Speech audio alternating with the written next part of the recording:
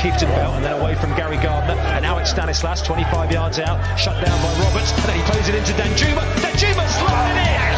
Beautifully worked across the penalty area from the Cherries. Stanislas fed Danjuma, and the Cherries top scorer has his 4th goal of the season.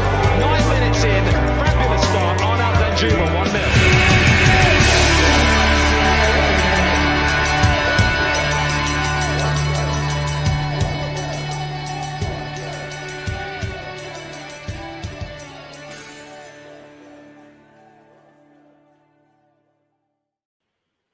Well, hello and welcome to episode 103 of Back of the Net, the AFC Bournemouth podcast. If this show sounds a little bit different, it's because we're recording it live, as we'll be doing with all of our podcasts over the next month or so. We feel that in this particular time of isolation, we all need social interaction, so why not do a live recording? Therefore, if there's anyone who's watching this right now, and there certainly are by the numbers that I can see, you're welcome to comment on Facebook, Twitter or YouTube, and we'll make sure your messages are included in the show. So my name's Sam Davis, and in tonight's episode, we're going to be joined by 3 fellow Cherries as we look to go over yesterday's 3-1 win at St Andrews against Birmingham City. It's the second look and a chance to dissect the game in painstaking detail. As well as this, we'll muse over Bournemouth's season so far. We are 4th in the league on 20 points. And whilst I still look back at some of the fixtures and think, oh, we should have won that, perhaps I'm asking a bit too much to think that we should be top of the league. Probably. But we'll get the panel's views on this and we'll analyse how it's been going for JT so far.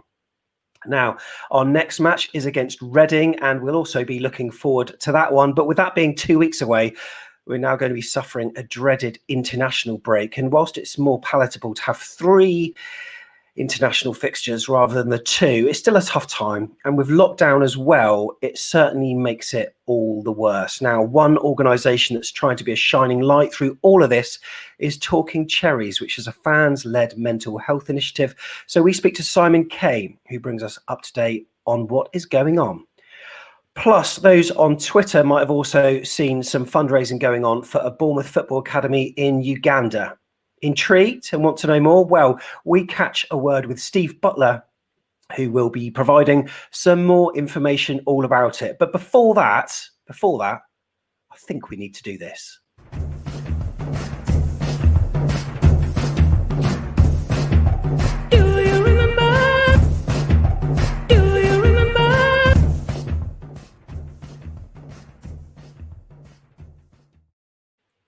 So Birmingham City are a team that it's fair to say we've had a fair bit of success against them. In fact, we've never lost at their place. So here's a question for you, and I might put this to the panel as well at the very end. Since we got promoted to the Championship in 2013, can you tell me the aggregate score? Yes, that's right, against Birmingham in all competitions.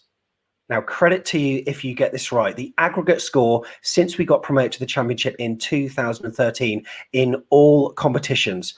Credit to you if you get that right, and we'll give you the answer at the end of the show.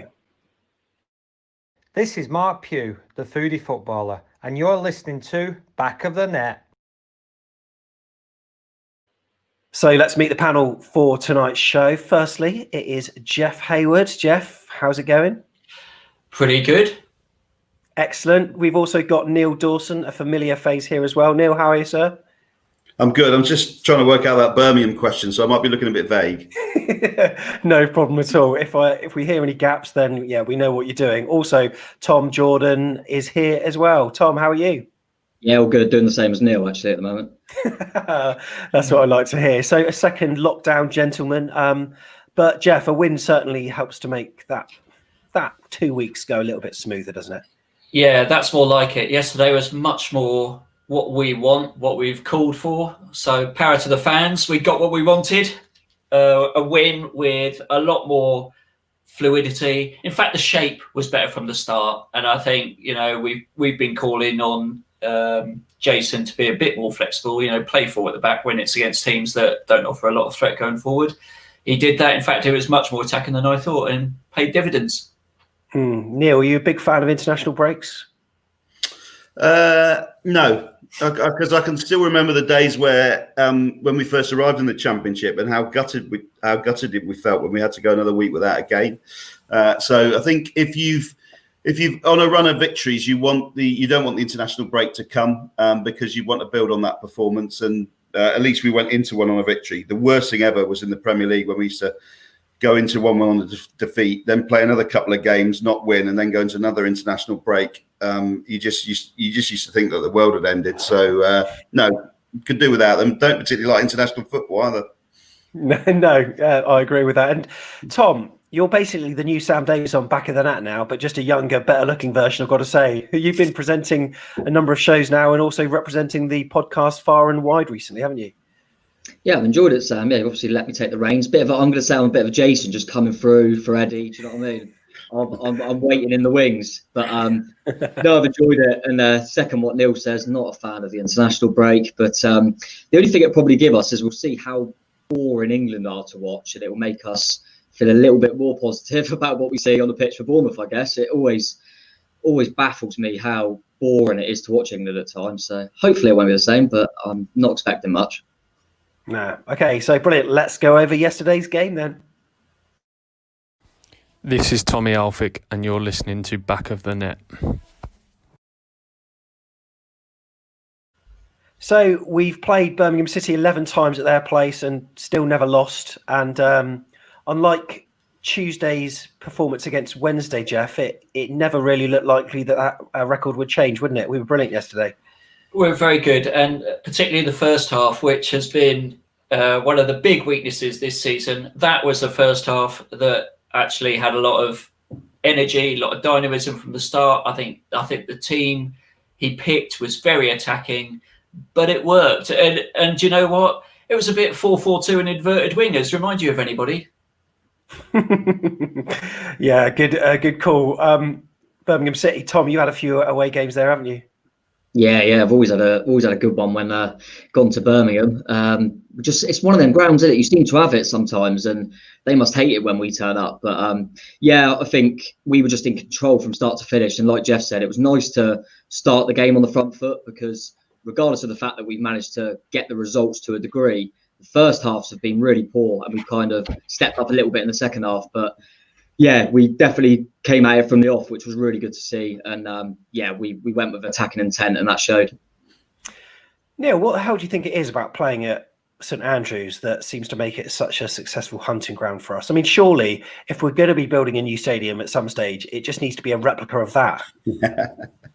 Yeah, not in the same area though. Jesus. No.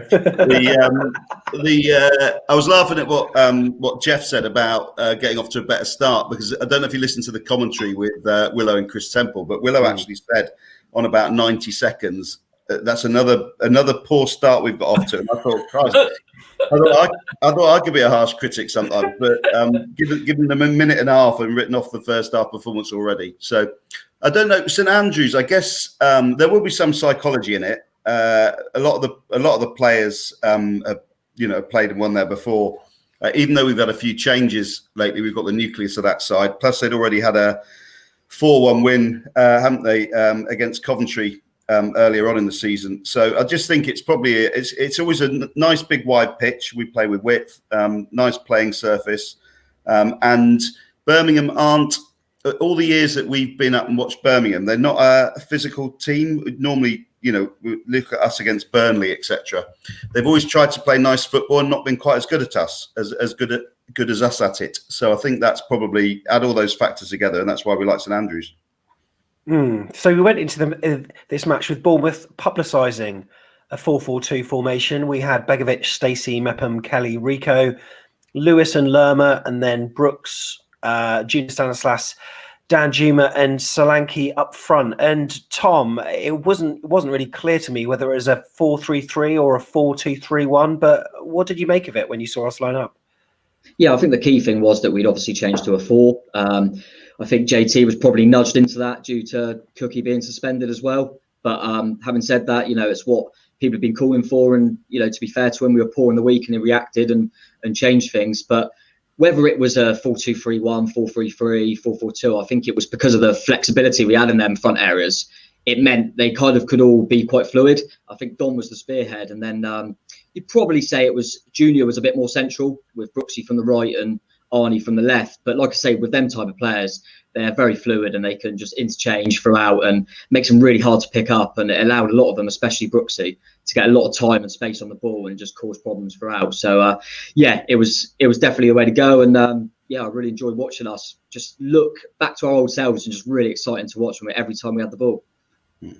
Maybe a clear statement from JT, Jeff, regarding Josh King being dropped? Yeah, I was thinking about that. You know, one of the things that if we compare it to last season, Eddie was particularly, some might say loyal, others might say stubborn when there were players getting picked and you couldn't quite understand it. And actually, two of the players I felt that weren't really working at all on Tuesday night were Josh King and Adam Smith, who were both left out yesterday. And I think it helped. You know, Josh, I don't think plays that well with Danjuma, and Danjuma's already gone on record saying he likes playing with Dom, and I think you saw that connection is much better up front, and certainly with Junior adding to that and Brooksy, I think that really helped. You know, we were really crisp one-touch passing. I mean, sometimes the final ball wasn't there, but I thought that was really positive, and I don't think Josh is necessarily in that same zone with the other front players at the moment. And likewise, Adam Smith's been a bit in and out. You know, he's had some good games, some bad games. But again, I think taking him out and playing Rico on that left-hand side, he's got a good understanding, I think, with Junior. And again, I just felt that functioned better. It just felt better. And the other key thing was Lewis Cook starting, playing that holding role with Jefferson Lerma going sort of forward. I was going to say up front for a minute. He felt like he was up front half that first half. But that, as a midfield duo, with Jefferson playing a more advanced role, is a real threat. Does this show that JT is more willing to tinker with formations, than Eddie Howe ever was, Neil? Well, I don't think we'll know the answer to that till Steve Cook's back. So I think he went with 4 at the back yesterday. I don't think he would have had Steve Cook been fit, not fit, not suspended. So I think we'll have to wait and see on that one.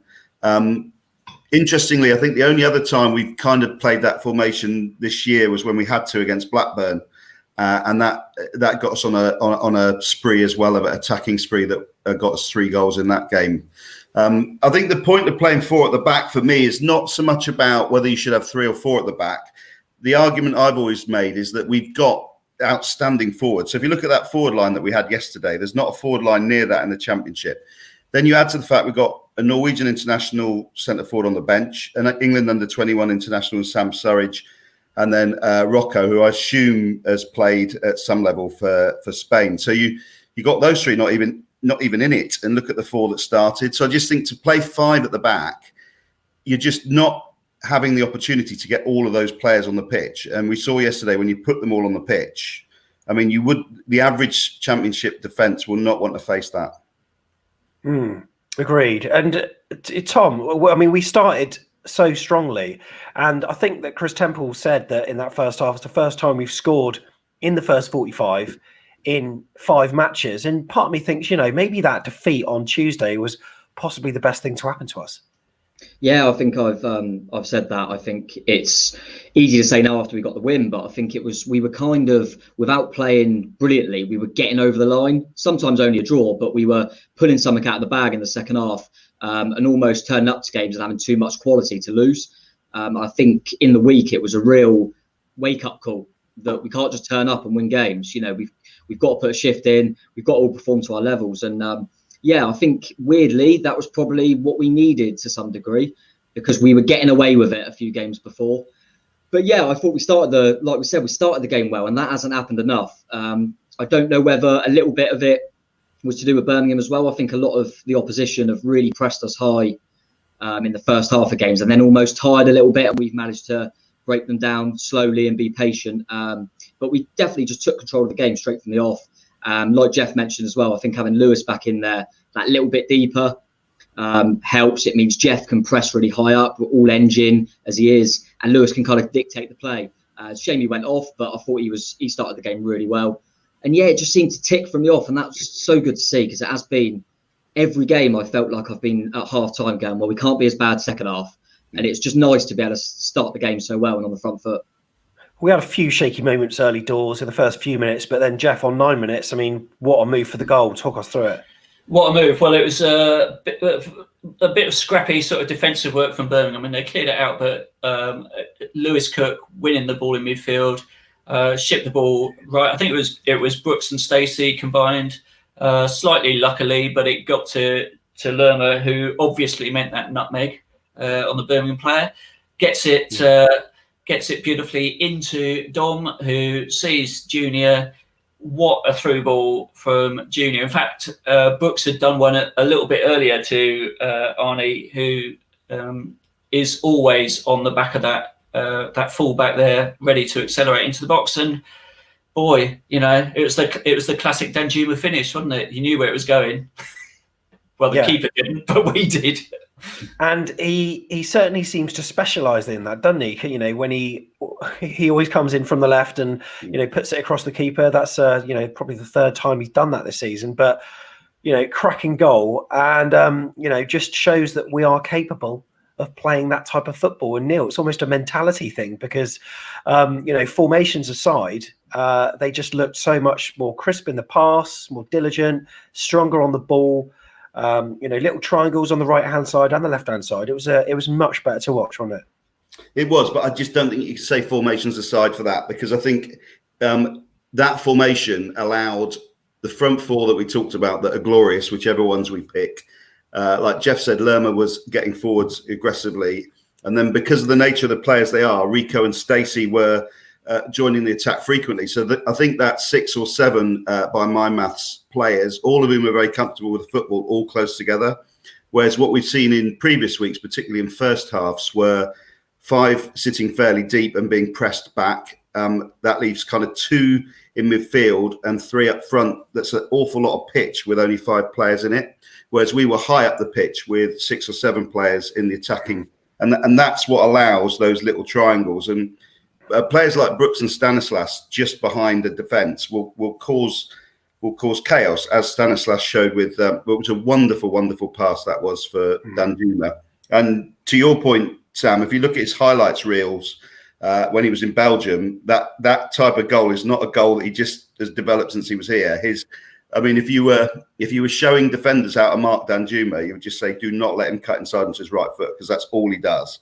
And his finishing is superb. He was one he got in the Champions League, which is worth checking out. That is brilliant. Similar thing, but he comes in from the line and beats about 3 players before he hits it. Amazing. And it was good to see him starting really well for us, because he had a bit of a shady game, the one before that. But a player that came back in, Tom, was Dom Solanke. He's had his doubters, but his link-up play is certainly extremely good, isn't it? And you could see that throughout the whole first half. I thought he was excellent.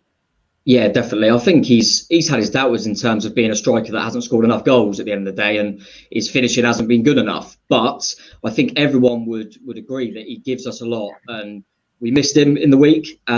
Yes, I'd love for him to add goals to his game. He hit the post later on in the game, which we ended up scoring from, and he was a bit more unlucky rather than poor in front of goal, I felt. But he connects everything so well.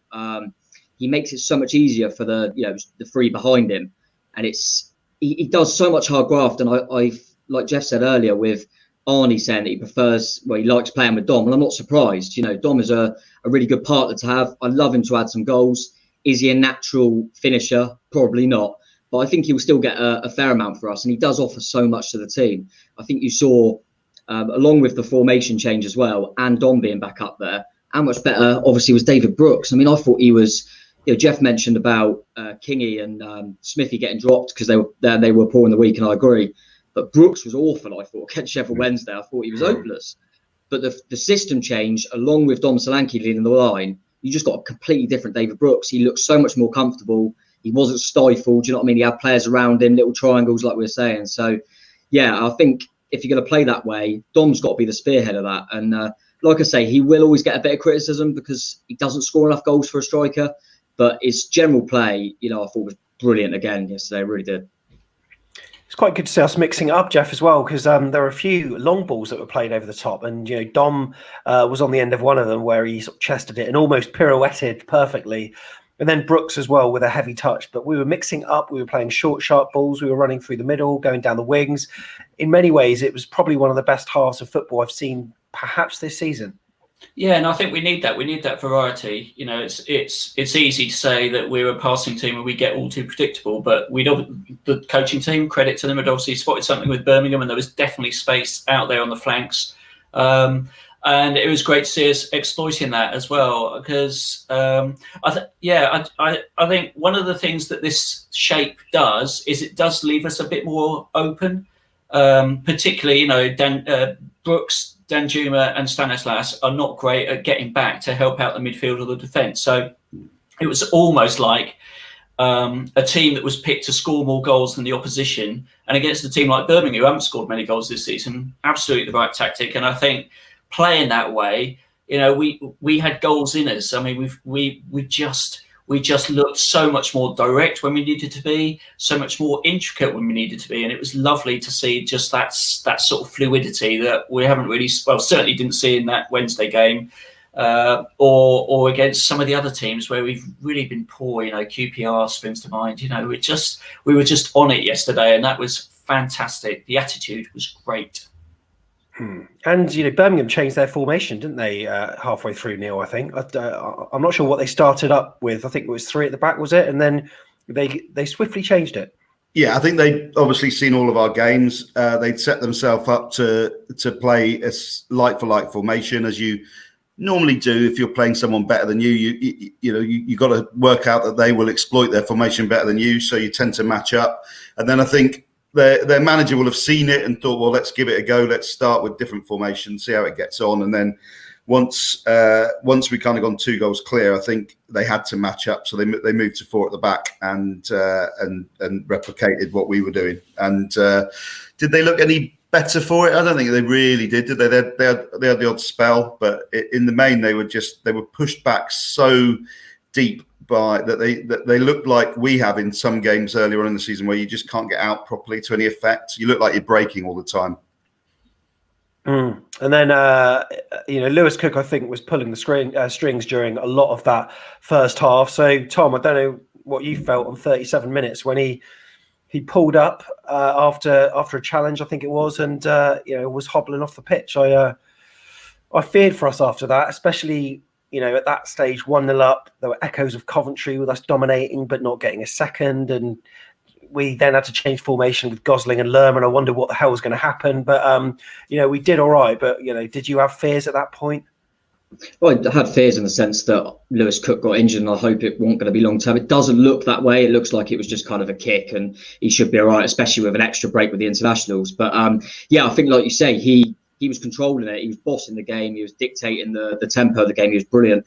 And like we said earlier, I preferred Jeff a bit more advanced. So knowing that he'd have to sit back was a bit of a blow, and we'll never know if we would have kicked on and maybe got a few more. But in terms of the game, I didn't think it was going to have an impact in terms of us not winning the game. We were in control, and I felt that we know Jeff can still do that job. And Dan Gosling might not be technically as good a footballer as Lewis Cook, but he's going to come on, and you know what you're going to get from him. So I always feel you can rely on Gos, and we had the lead already. But yeah, like you say, Lewis started the game so well, and I think he's getting better with every game now. We're starting to see the Lewis Cook that we signed, and I don't think it's all his fault. I think he's had some bad injuries, obviously, and I think actually Jason's playing him in a role that really suits him and really suits us, getting on that ball a little bit deeper, and not trying to. I feel in some games we've almost asked him to do previously what Gosling does and kind of harass and press, and he can do that, but you limit him. You want him to drop off, get the ball, and see the game in front of him, because he's got a great array of passing ability. And I think we're really starting to see the best of Lewis, and him and Lerma. I mean, I wouldn't swap them for any two in the division. No way.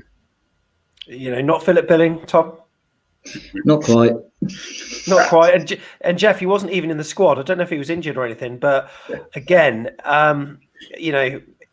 any reason for that, or is it one of these tactical decisions that Jason Tindall's made there, do you reckon? Well, he wasn't in the squad on Tuesday night either, and JT had a full, fully fit squad to talk about. That's muscle memory for you, isn't it? There you go. So I don't know whether Phil Billing might be on his way in January. I don't know. Maybe he had a word with Jason about saving himself for the international break or something. I don't know. But we didn't. Did we miss Philip Billing? Actually, I thought we did because we played with real purpose and intensity from the off. Yeah. He's a strange player, isn't he? Yes. He's a strange player because there were times early on in his spell with us where I thought we got someone really, really special here because his vision and the way he could get his leg in the last minute and take the ball away from people. I mean, although he's been piss poor, isn't he, for the last sort of 5 or 6 months, we know that he can play really well and has done in the Premier League for us. Do you know, I actually think he's better when we do play him in a much more advanced role. Where he's weak is where we're sort of trying to pass the ball out from the back and he gets caught in our sort of defensive half. When he's actually playing in a more advanced role, I think it was the Brighton game where he scored a couple of goals earlier last season. You know, he can actually do that and he can look good and he's got a bit of skill about him. Just, he's so frustrating. Anyway, it's not the Philip Billing show, is it? Because we did that last time.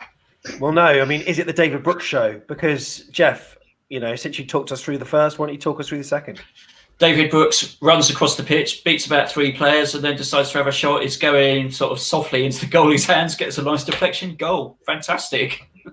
Really good. And, like I said, it was quite interesting to see him playing on the right side. I said to Tom over WhatsApp during the game, I said, sometimes I feel like he's best down the middle, but Tom sort of argued and said, well, actually, from the right, he's actually pretty effective too. Explain that, Tom.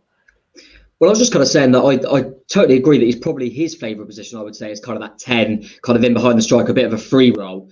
But and I don't disagree with that, but what I like about him kind of playing off the wide area, off the right, is that it means he gets one-on-one with the fullback a lot. When you're central, it means you can get crowded out quite a lot. And when he's one-on-one with the fullback / wing-back, he can beat his man. And I think when he's isolated with the fullback, you just fancy him to beat him every time. So I like that there was a few times where he was just one-on-one, and you fancy Brooksy every time. He's got such good feet. So I like him on that right. He can play lots of roles because Brooksy's a quality player, especially in this league. But off the right, I like that he could just size up the opponent and just go past him. So I think you definitely get that a lot from him. And Junior, a little bit more centrally sometimes, is a very intelligent player, and I quite like him in that role as well. So I felt the 3 behind Dom, the way they kind of set up mostly was spot on, really. I thought it worked to our advantage throughout the game.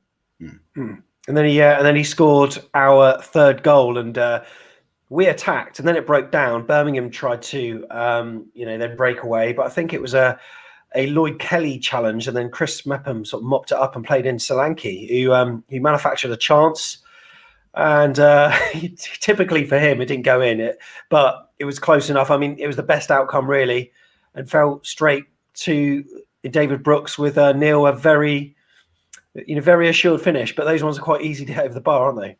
It was. And going back to Solanke, he's growing. He grows on me week after week after week. And he might not be a natural goal scorer, but he reminds me a bit. Efan Ikoku, when he first started with us, he could not score for love nor money, and he used to get put through a lot. But he was doing a lot of other work, and he couldn't score.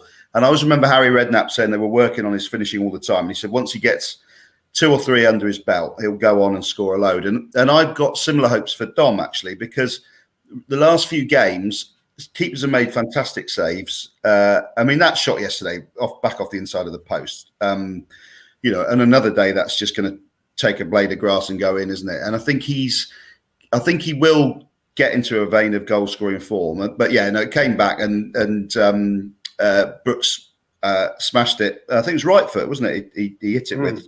So and he put a lot of air behind it. Had he been an inch or 2 back, that was sailing over the bar, and we were all moaning at him. But as it was, it sort of crashed in off the outside of the crossbar, didn't it? And in. So yeah, 3-0, and there was a soft free kick given about 5 minutes later. I mean, I didn't actually realise how soft it was at the time, but I looked at the highlights back and I actually cackled with laughter at my phone when I saw how easily he went down, and it was a Birmingham free kick. And the marker got between Solanke and Dan Gosling, who, let's be fair, they're not, central defenders. But, he got in the right place at the right time. And, very similar cross. It reminded me of Carl Fletcher's goal at the Millennium Stadium, like towards the near post and a header into the far corner of the net. And 3-1. But even at that stage, Jeff, I didn't particularly feel worried at that point. No, and Birmingham didn't have a lot going forwards, albeit Begovic made a good save from that deflected Rico effort in the first half. So there were a couple of sort of edgy moments. It wasn't completely comfortable, but the most entertaining part of that second half was listening to the guy in the crowd shouting abuse at the referee, which was hilarious. And Chris Temple said it was the CEO of Birmingham. So yeah. And you know what? Speaking of Begovic, Lucy, who is watching this today, has said, "I don't believe we're missing Ramsdale. Begovic has been amazing this season so far." And Tom, on your player ratings video with Morgan, you go into a lot of depth about that. So I do encourage you to check that out on YouTube by going on to the player ratings. But yeah, Neil, Asmir Begovic so far, he's been all right, isn't he? Yeah, and he was an outstanding goalkeeper. So I know that we never loved him because of his first spell at the club and his connections with Portsmouth and stuff. But if you talk to any Stoke City fans, they talk about him reverentially. Obviously, he then earned his big money move to Chelsea on the back of his performances at Stoke. He never let Chelsea down. I mean, all those caps for Bosnia. He's a top pedigree keeper. I don't think him and Eddie saw eye to eye, and I think he always felt very bitter about the way he was dropped, and then I don't think he conducted himself very well. It became one of those self-fulfilling prophecies. Obviously, Jason's said, I think I prefer you to Mark Travers, which I think is the correct decision. I don't think Jason would have thought he'd be as good as he actually has been, but what he is now is he's playing to the level of player that he is, which is a fully fledged international goalkeeper who has played exceptionally well in the Premier League in his career. So I don't think it's a surprise. I think it's more his attitude's now back right. And you could argue, in fact, that the level of performance he's putting in, had we had that for the last 6 or 7 games in the Premier League from Ramsdale, we might have stayed up. Where would you rather be playing? Would you rather be playing for Sheffield United, bottom of the Premier League, or would you rather be playing for us? I'd rather be in the Premier League, I think, if I was a player, footballer. You reckon? I'd rather be living in Bournemouth, put it that way. Well, exactly. But would you rather be getting caned like they were yesterday? I mean, I don't think Ramsdale's kept a clean sheet this year, has he? This season? Don't think so. And it's tough. It's tough losing as they are doing every week. I mean, I'm not sure where they'll finish, but there's also quite a lot of chat particularly from Sheffield United fans about Brooks going back to Sheffield United. And really, would you? I don't know. Really interesting. I've got to ask a question actually that James has put on chat, and I'll put this one to Tom, but then we'll also open it up. Another question for you. When do you think we're going to see Cameron Carter-Vickers? Still not match fit? Centre-back is quite a difficult position for him to break into. Steve Cook, Kelly Mepham ahead of him. Maybe even Jack Simpson in the mix as well. You could put him in there. Tom, thoughts about Cameron Carter-Vickers? It does seem a strange one. Not from the sense that I can understand why we maybe bought, especially if JT was obviously thinking of a 3 centre-halves. Couldn't understand getting another backup option. But Carter-Vickers is obviously a Tottenham player who needs to go out to play. So I'm sure he had other offers. So I'm surprised that, he hasn't been kind of almost given that, you'll be playing for us, you'll be getting minutes because that's what it's all about going out on loan. So it surprised me a little bit that he wasn't even in the squad again yesterday. Maybe it is a fitness thing. I mean, JT said that he's ready when called upon. I can't imagine now he's still not ready. He's been training for a long time. Whether he's come in and hasn't done as well in training as we expected, I'm not sure. I mean, don't know an awful lot about him. I know he's done well at Luton when he was there, and maybe with Jones coming in now, that was in JT's ear potentially, that he got on well with him and felt he was a player that could be good to the squad. But I don't see how he gets it. If we go to a 2, he's way off. And when we've got a 3, even Rico's played as the left centre-back before. Do you know what I mean? I can't see how he's going to get in. We haven't got a cup game for a while. So, I'm not sure. If we had signed him on a free transfer, I'd say, well, we've clearly brought him in for the squad, bit of backup. The fact that it's a loan, it surprises me, because why would he want to come and not even make a bench? He could have done that at Tottenham. So I don't... Yeah, it's a bit surprising, but we won't know, I guess. potentially thought he might come in yesterday because I didn't know whether JT would change the system. But for him to change the system ahead of bringing Carter-Vickers in says a lot. And Jack Simpson's clearly ahead of him in the squad as well. So who knows? Who knows? Yeah, so that's a tricky one. But as with Begovic, we all know that he is the chosen one, and as he is for Lucy as well, who says, I always love Begovic, best arse in the team. Beautiful Lucy. And for those who don't know, Lucy is our camera person on a match day when we do the interviews outside the ground. So one of the back of the net team that helps immeasurably with everything we do. And one person who helped incredibly on the pitch, David Brooks. So he got the second, and then he seemed to be at the centre of everything. It was his first 90 minutes, and there was some really good interplay, like the last 15 minutes. And we're almost sort of guilty of overplaying it at times, Jeff, that, Solanke was at the heart of it as well, holding up the ball, quick passes. And then he put in Dan Gosling, who nearly looked as though he was going to shoot, but for a last-ditch challenge, very good tackle in the box. And then, Lerma blazed over afterwards as well, and Stanislas 1-2s. It was nice to see us trying things, wasn't it? I think it's a little bit harsh, Sam. Lerma blazed over. The keeper made a fine save. What are you talking about? He did. Gee, you're tough, aren't you? But I thought it was a bit like the commentary game. You felt we should have had 4 or 5, but let's not get greedy. That's a great confidence building performance from the side. And the one thing I would say is just I don't know, Neil, what you think about this, but Lloyd Kelly, when he gets the ball at that sort of left centre back place, runs up the pitch, then turns around and passes it back to Begovic. I got a bit sick of seeing that in the second half. I mean, I know they're taking the sting out of the game, but what did you make of that? Yeah, it was very, very careful. I think he's been caught badly, hasn't he, in games fairly recently. There's one at home, I can't remember the game, but he got caught out a treat, and I think he's probably been told you don't do that again. So I think when he gets a whiff of hearing a breath of a striker closing him down, I think he'd rather go back than run the risk of losing it again.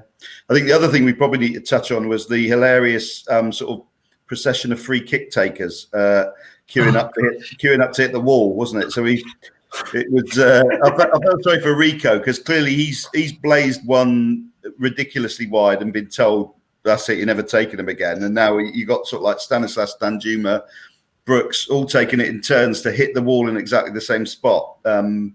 So maybe Rico will get another look in again. But Stanislas, I think, has lived off that bloody free kick against West Brom, hasn't he? Because he bent that one in a beauty about 6.5 years ago, and since then he's taken every single free kick, and he does exactly the same thing. He either hits the wall or he dollies it lightly over the bar. So he did it the crossbar against Cardiff, I think. Actually, and against Manchester United, didn't he? And against United. Oh, what a free kick taker! Yeah. I didn't think you got anything for it in the crossbar. I must look at that again. Yeah, no, fair. Officially, it counts as not on target, I've heard. Yeah. Oh, really? I didn't know that. I didn't know. Yeah. We only had 3 shots on target yesterday, didn't we? According to the stats. Yeah. Really? Well, that's mad. That's mad. It's got to be more than that, because Dom. I looked in the paper before we started. I'm sure it said we had 3 shots on target. No, there was more, because there was Lerma. Solanke had that one in the first half where the keeper made a save. Yeah. Straight down his throat, though, Jeff. Straight down his throat, but that was definitely on target. Yeah. Still, we're getting there. I think it was a performance of improvement. Still not the perfect article, but 4-4-2. We can play that way, and actually it gives us much more freedom. So, bring it on again, I'd say. This is Matt Holland, and you're listening to Back of the Net. So we've had 11 games, and we're sat on 20 points so far. Neil, what have we learnt about AFC Bournemouth this season? It's almost a quarter of the season. Almost, you could call it that. What's different? What have we learned? Well, I hope we've learned a lot from yesterday. That's my hope. So I think we've been over careful. So my fear always of Jason Tindall's appointment was that we'd become a very, very deep-rootedly cautious side. What we needed to not do was take that into the Championship, because the attacking players that we got, and just for the fact, I think as a fan base, we wouldn't have stomached another. Having had 18 months of it, we wouldn't have stomached it anymore. And so my disappointment, if you'd asked me up until the Sheffield Wednesday game, my disappointment would have been just too many games with very few shots on target, sat too deep, too cautious. And that to me was like, well, we just carried on with the same coaching staff, added one in and played the same cautious, negative football. So my hope is that yesterday was a turning point, and they'll all sit down as intelligent people and say, we need to play. We need to get 4 or 5 of our great forwards on the pitch at one time, and we need to take more risks. Because this year, we've got 1 year to do this. We'll lose Brooks and Lerma at the end of this year and a number of players. We've seen financially, we're not replacing players when they leave. We didn't bid for Ivan Toney or any of those sort of players. So I just think this is the year. So we've got to go for it. We've got to go for it. And the only way we'll go for it is by attacking. Could we lose players sooner than that? Yeah, we could lose them in January, yeah. And that's a worry if we do that, if we lose players, because then, if we're not replacing them, that scares me. I'll put a quick question out there that James has posted. Brilliant questions tonight, James. How much credit should go to Graham Jones? It's his introduction behind the scenes. I'll give this one to you, Jeff. Yeah, it's difficult to know really, because Jason and Purchase, we haven't really seen what they were like as a combo on their own. But I think what he's done, he's brought a bit of experience of coaching and some slightly different methods. There's almost like with Eddie, because it was all about Eddie's vision. I wonder whether the assistant coaches felt strong enough to challenge what Eddie was doing, and maybe, I don't know how they came up with decisions, but it just feels like there's a bit more of a team of coaches making the decisions. I don't know what the evidence is for that, but it definitely seemed like they're making group decisions where they're braver. Like the going to a 4-4-2 yesterday. Okay, would Jason have done it with his lack of experience as a coach without somebody else saying, yeah, do that? I don't know. It just feels like there's more chat going on between them, and there's more ideas definitely about how to play. Yeah, Tom? Yeah, I probably agree with that. I think we've brought in someone, from the outside who hasn't worked with Eddie, and Jones, and come in with fresh ideas. I think what I will say is I remember speaking to a Luton fan when we got him in, just to ask, because he was manager for him for a little bit. And he said, yeah, we don't mind him, but what you will see is you'll see three at the back try to play it out at every opportunity. And we have seen a bit of that. So I wonder if that was, there's obviously positives of him coming in, but is that maybe something that was his idea that he pushed forward? I'm not sure, that we haven't got any evidence for that, but I know that Luton fans were saying he's very much play from the back, and played with them 3 centre halves. So that might have been something to do with it. But yeah, I think it's, listen, we've lost Eddie, who was brilliant for us. But I agree with what Neil said as well. I think the 3 at the back, it did seem a cautious approach. That's the word I would use. It's almost like, which is weird because, like we've all said, we've got so much attacking threat that we don't need to be cautious. We just need to take the shackles off, because we've got, in this league, we've got unbelievable players going forward. And it feels like we started the season with 3 at the back because we're going, hang on, let's play a bit cautious, let's see what happens, and hope that the players up the top end of the pitch will have enough quality. And I think we saw yesterday, like we said, I hope they look at that and say, actually, attack is the best form of defence. You know what I mean? We've got quality players, and we need to get as much up there as we can, get higher up the pitch, and we will, we'll outscore teams in this division. So hope we do that and not lose anyone in January. Great. Jones is will be. I'm certain will be the person that's influencing the 3 at the back, because not only did he do it at Luton, but obviously he's out of the Martinez school, Roberto Martinez, and he played. They played it at Wigan and got relegated, trying to play out from the back, 3 at the back with Wigan.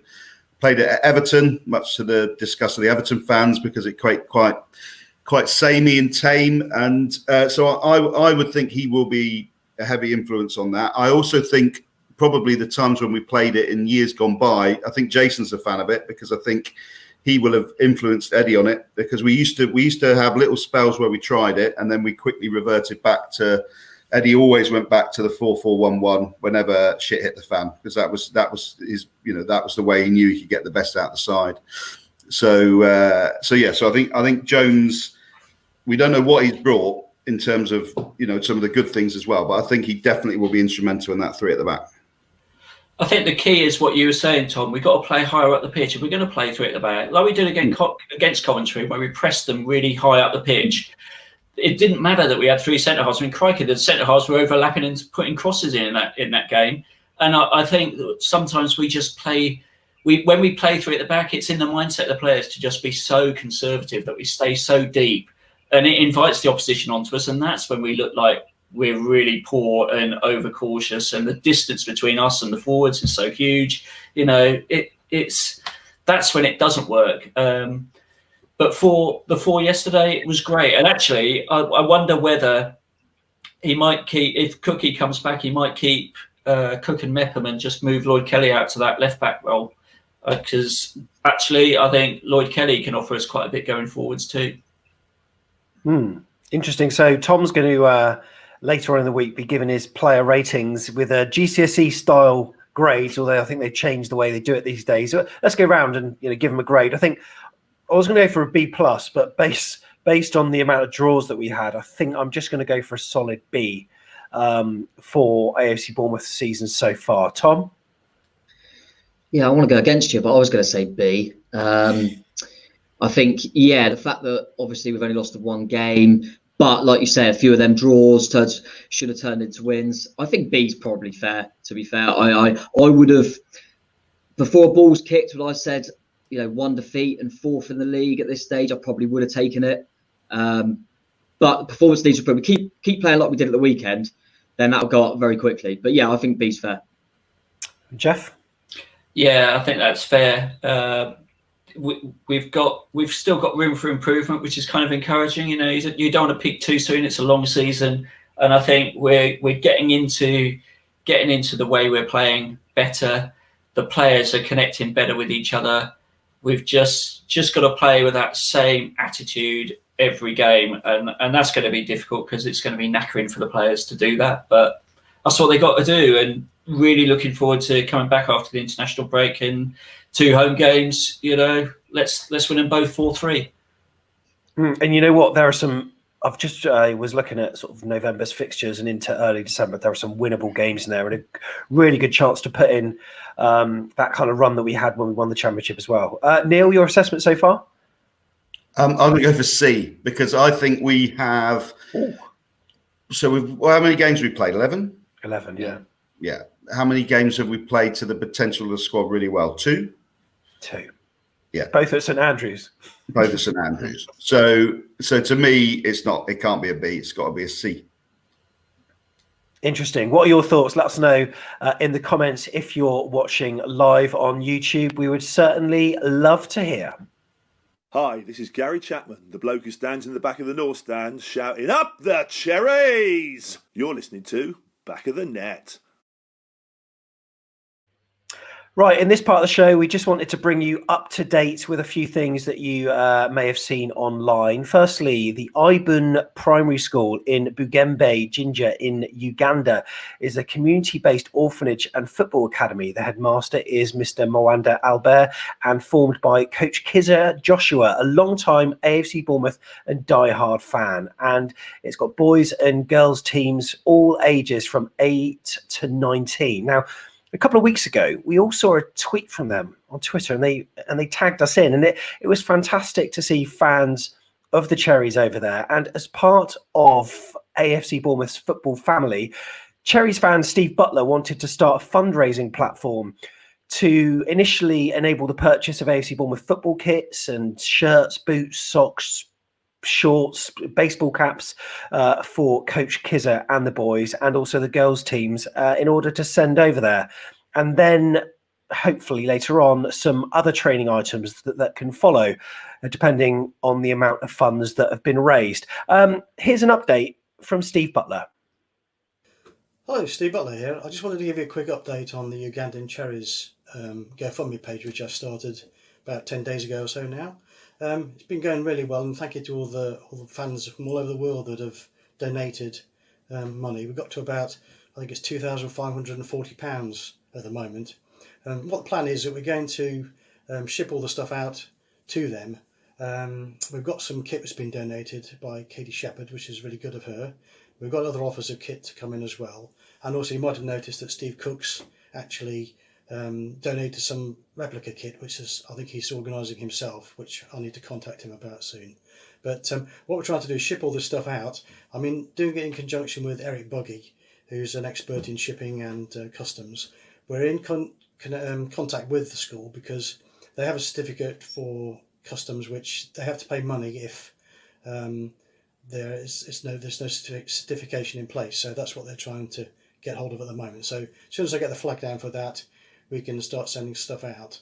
They wanted some training equipment as well, which I've been sourcing and trying to get some prices on, which will be happening. So there's plenty to do in the background. But I just wanted to thank you all again very much, the bottom of my heart, for what you've all done. It's been really brilliant, the amount of money we've raised. And I'm just hoping that we can come up with the goods. They can get their certification sorted out quite promptly. And while it's a lockdown at the moment, it gives us a bit of time to organise a few things in the background. But thank you all again once for all the money you've given. Joshua, or Kizza Joshua, who is the contact and the coach out there, is chuffed to bits with how it's going. And the children keep sending messages to me saying, thank you, Mr. Steve. So I'm chuffed as well. So thank you all very much indeed, again, sincerely. And any more updates, I'll let you know via the podcast with Sam in due course. Thank you. Brilliant to hear. And brilliant to see Cherries' global appeal to donate go to afcbpodcast.com/Uganda. Jeff, we got fans everywhere, haven't we? I know, it's crazy, isn't it? You know, I mean, you look at the podcast stats, I think there's even someone listening in Mongolia, isn't there? Yeah, no, genuinely there is. You know, goodness knows who it is, but I would absolutely love to hear from them. But yeah, that's afcbpodcast.com /Uganda. Right. Also, next up, we're going to be talking about Talking Cherries. You've probably seen what it's all about on the YouTube channel, but in this time of lockdown, the importance of talking to tackle the silence, well, it cannot be emphasized enough. There's lots of activity that is going on, and Simon Kay has been able to provide us with an update of exactly what's been going on. Hi everyone, just a quick message from me, Simon. As you know, I've been working with a bunch of amazing cherries and we formed the Talking Cherries. We all want to wish you well at this difficult time. Remember to keep talking. Reach out to somebody who you've spoken to before, who you might not have spoken to in a while. Start a conversation. We're all available as well. Sam and the podcast team are doing an amazing job, and that's set to continue. Pleased to share with you some news today. Damien and Barry are now fully qualified as mental health first aid trainers. Not as trainers, mental health first aid trained. And soon James and Hannah will join them.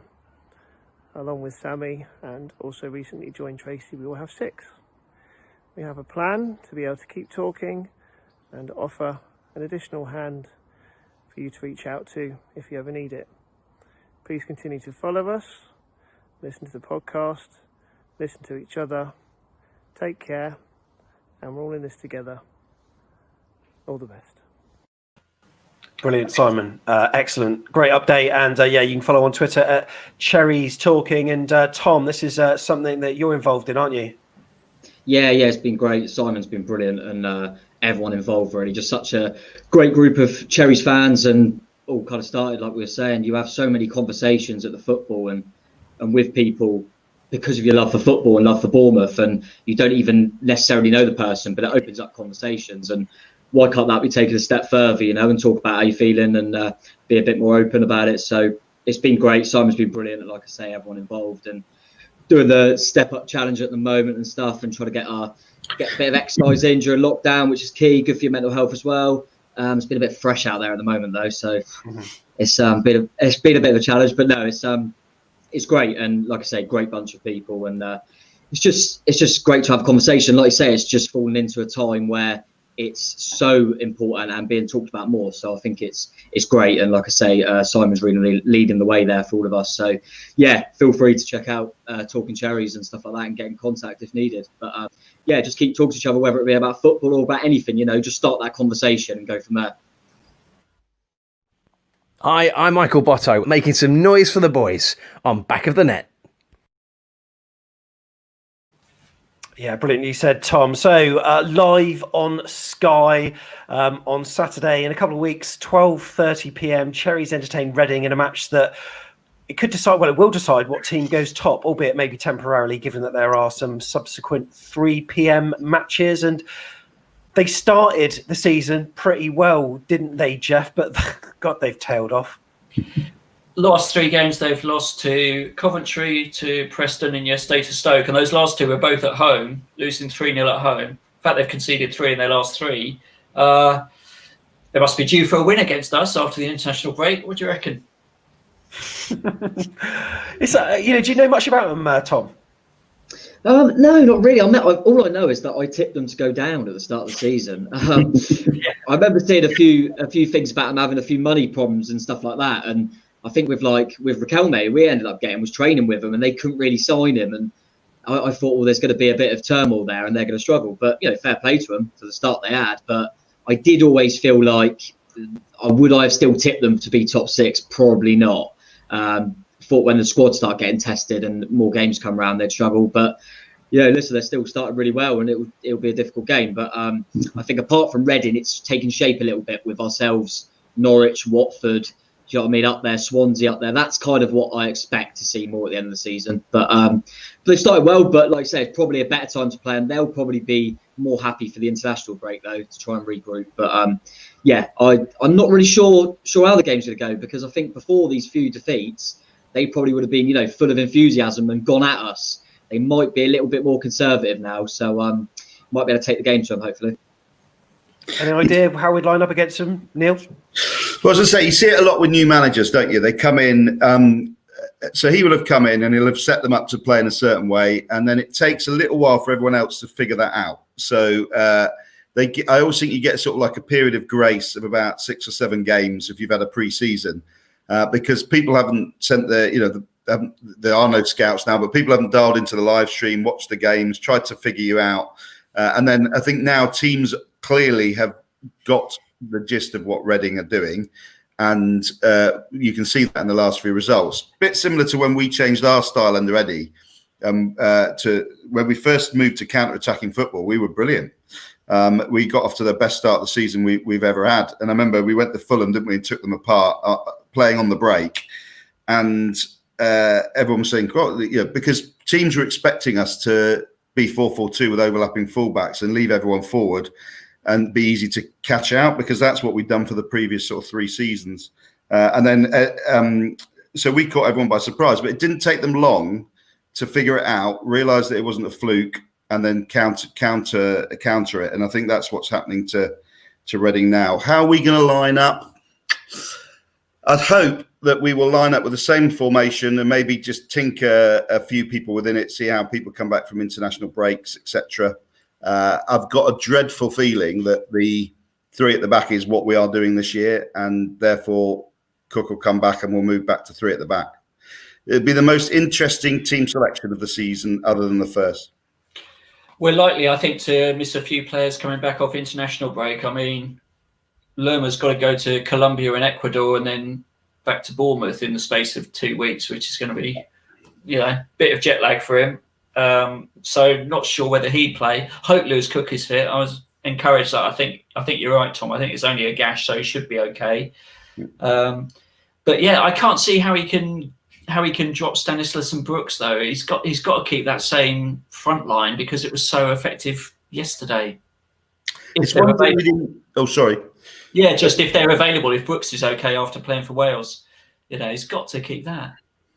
It's one thing we didn't touch on when we were doing the season review that maybe we should, is the amount of chopping and changing that we've done to keep the squad fresh.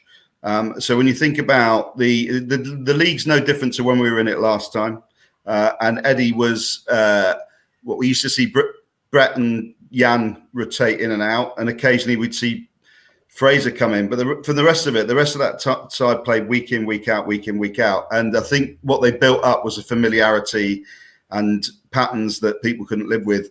One of the other things that I think we really need to do is settle on a team and maybe rotate the odd person out when they're feeling not fresh. But to keep doing 4 or 5 every game, I don't think that's done us any favours this season, regardless of the formation. Yeah, I think it's like, I mean, it's too early to be predicting because we don't exactly know who's going to be in and who's going to be out. But I'm going to ask you anyway to go around and do your predictions. Tom, you're king of the Super Six these days, aren't you? So we'll come to you first. I won 1 week. That's it. Apart from that, I've been useless. No, I feel like it'll almost, like we said yesterday, in terms of the Cook suspension probably forced JT into changing the system. I feel like, like I said, we were so good. And I think with Meps going away, I think he'll bring Cookie back in and leave Meps out. I think Meps had his injury, a few little niggles, and I think him being away with Wales might be another kind of little nudge. We'll see. Like Neil said, I think it'll be interesting team selection. Regardless, I think we're going to be too strong for them. I think they've conceded a few goals lately. So yeah, if we play like that, like I say, it's very difficult. Let's go. I'm going to go for another 3-1. 3-1 Cherries. Dom Solanke brace.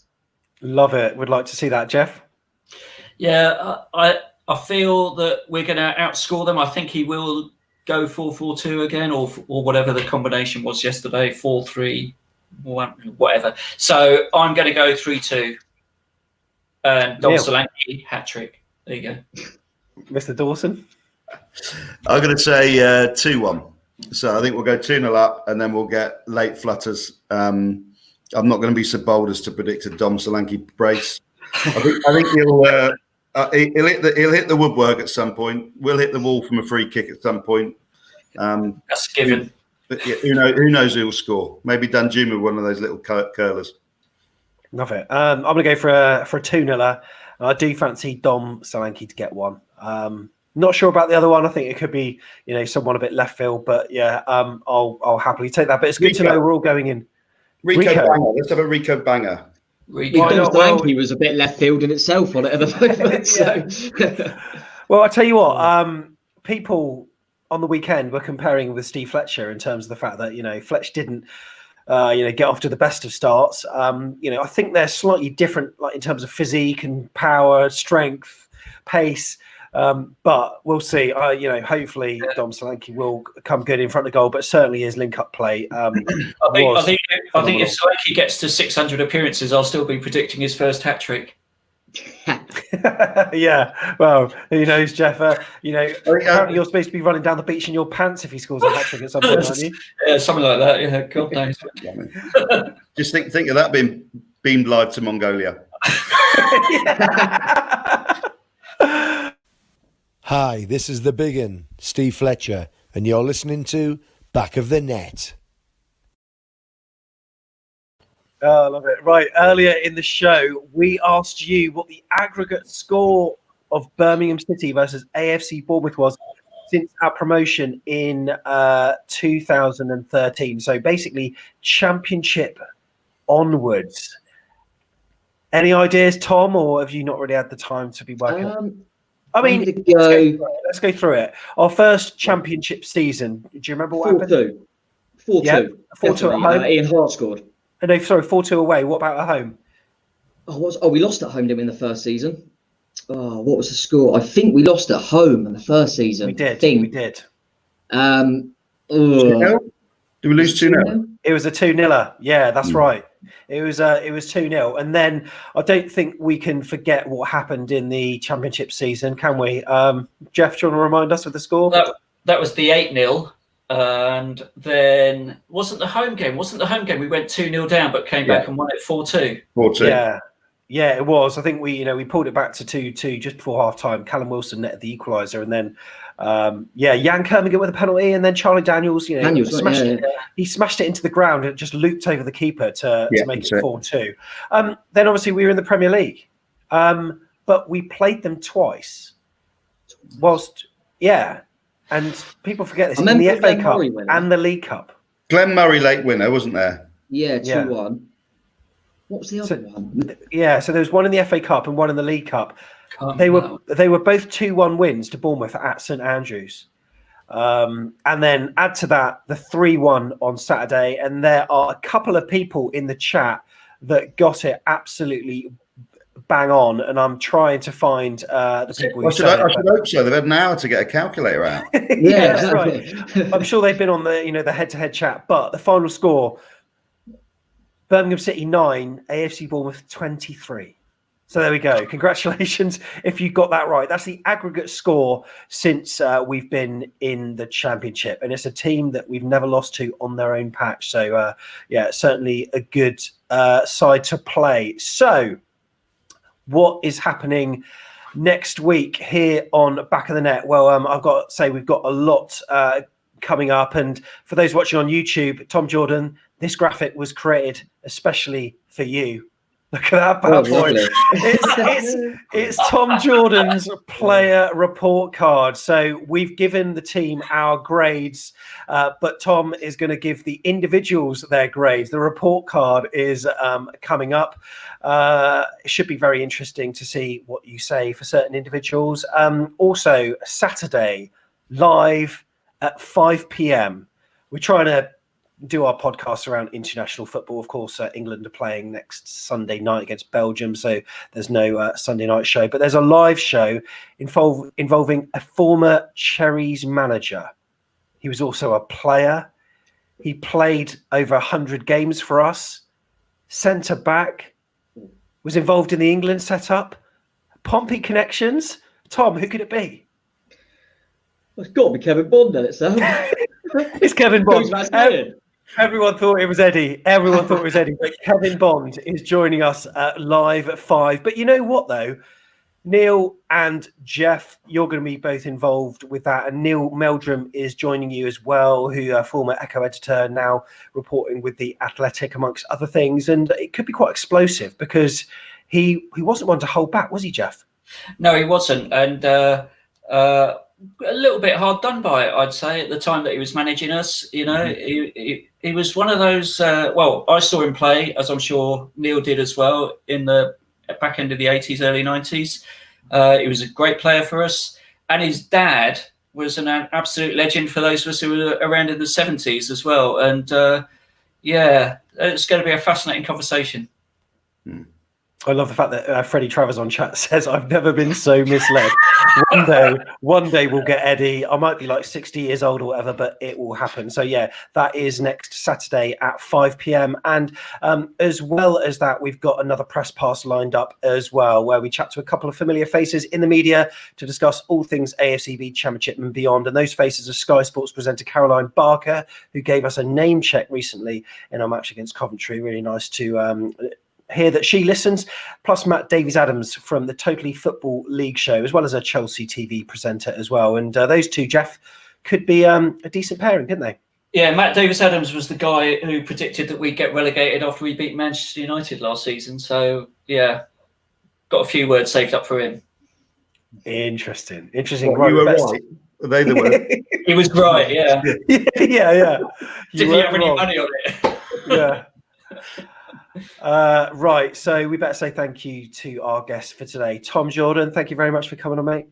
Thanks for having me, Sam. Cheers. Thank you very much. Also to Jeff Hayward, thank you very much once again. Cheers. Thanks, Sam. And also Neil Dawson, thanks very much for coming on. Always a pleasure.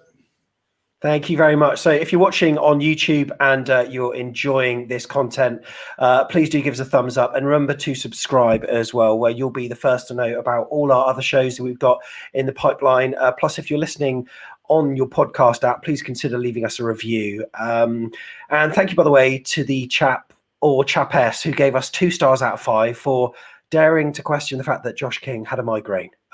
Agreed, maybe it shouldn't be joked about. Slap wrists, it won't happen again. But thank you for your review. Really appreciate that. Also, Craig Beasley, who's been active on the live chat. He's going to be here with an opposition chat with someone connecting with Reading.